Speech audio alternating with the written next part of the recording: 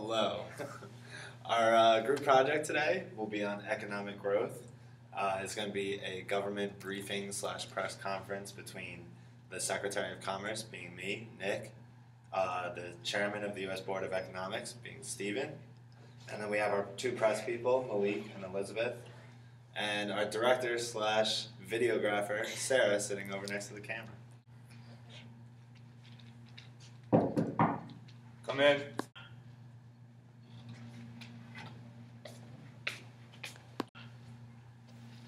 Good afternoon, Mr. Smeja. Hello, Nick. How are you doing today? Pretty good. We need to get down to business. This recession has hit our economy terribly. Yeah, we're going to need to figure out a solution during this recession that we're trying to get the country out of. With our unemployment rate being 9.5%, there's so many people jobless. It's affecting our money and how much we have for households to consume, and it's overall hurting our GDP. Real GDP is a GDP adjustment for changes in overall price level. Due to inflation rate. Inflation rate is the rate of change of prices calculated on a monthly or annual basis. Our dollar is losing value, which could lead us into a depression. What do you suggest would be the best way to get us out of this? I think if we get the Fed to increase interest rates.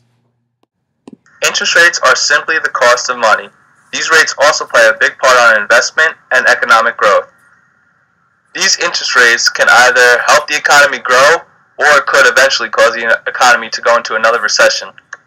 For example, if interest rates rise, households would have an incentive to spend less, save more, and earn higher interest rates on their savings. This would lead to the households to consume more later on due to an increase in their money supply due to the interest rate. People will be led to borrow less money with the high rates, which causes a lower circulation of money through the economy for the consumption of goods and services. This causes deflation in the price level of goods and services.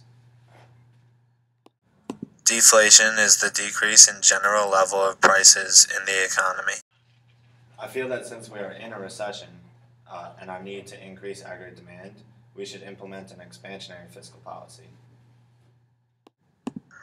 Aggregate demand is the total demand for final goods and services. This total demand is made up by households, government, foreign investors, and businesses. Expansionary fiscal policy is when the government increases spending or decreases taxes in order to stimulate the economy towards expansion.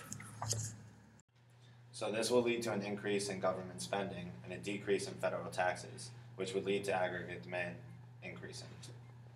That's a great idea because if we increase aggregate demand, it would also increase aggregate supply.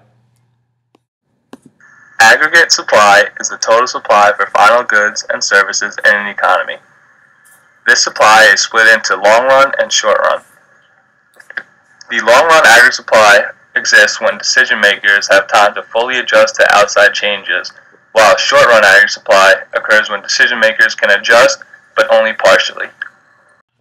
In this period of expansion, the value of the dollar will decrease, causing aggregate demand to move towards expansion as well. Due to these actions, a new equilibrium would be set where prices are higher. People will demand higher wages, and firms will input higher prices. All right, that sounds great. Are there any questions on hand about the situation? With the recession we are in now, how has physical and human capital been effective in the healing process of the economy? Can you answer that?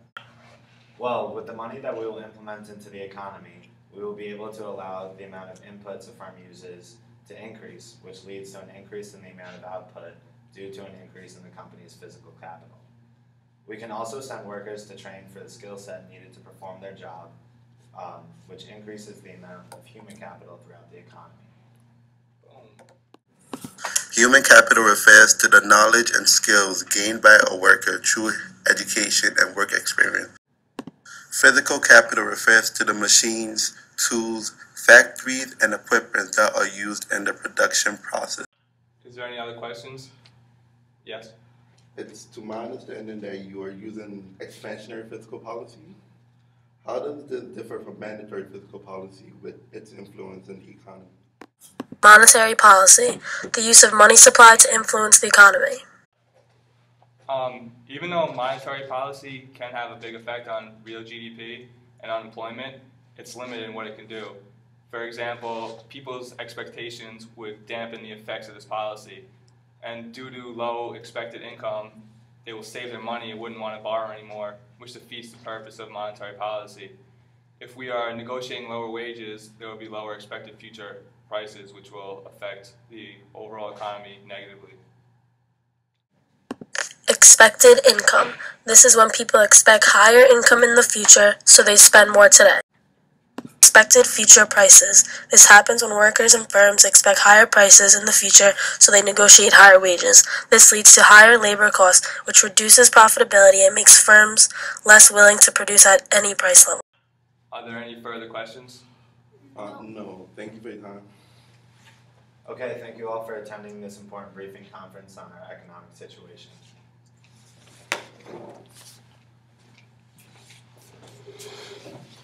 And Mr. Smeja, hopefully our plan works for the best on the economy and we see growth in the economy in the oncoming years.